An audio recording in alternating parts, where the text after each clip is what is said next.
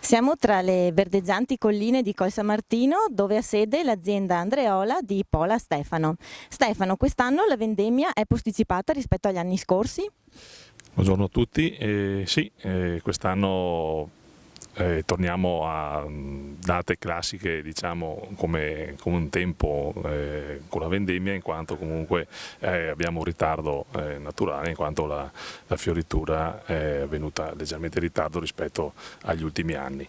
E comunque meglio così secondo il mio punto di vista, in quanto è importante per l'uva, la maturazione dell'uva avvenga in un periodo di settembre inoltrato, in quanto l'escursione termica tra il giorno e la notte è più importante, quindi questo permette ai precursori aromatici di mantenersi all'interno dell'uva e l'uva può mantenere così anche una certa freschezza, una certa sapidità e un'eleganza finale molto importante, che poi può essere ripresentata anche al prodotto finito. Quindi sicuramente la nata 2016 si presenta come una nata di ottima qualità, sia dal punto di vista estetico e qualitativo dell'uva, ma anche e soprattutto che si può poi ritrovare nel prodotto finito.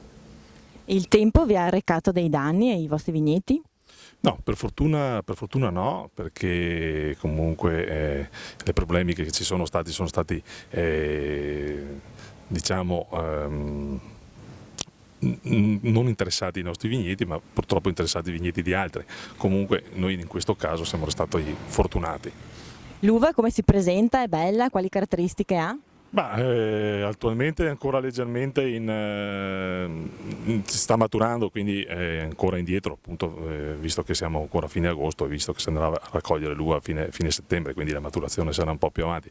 Al momento è di colore verde, che sta diventando gialla e si sta piano piano diciamo, sta maturando, quindi sta ingrossando l'acino. Bene, inizierete le vendemmie più o meno quando? Sì, dal 20 settembre in poi più o meno, sì. Dopo dipende un po' anche da vigneto a vigneto e dalla località dei vigneti, quindi avendo anche dei vigneti che partono da Refrontolo fino a Valdobbiadene, ci sono delle epoche di vendemmia leggermente diverse, quindi si partirà verso il 20 per finire sicuramente per i primi di ottobre in zone un po' più alte, tipo Miane, Guia, queste zone qua. Bene, buon raccolto, buona vendemmia, grazie a Stefano Pola.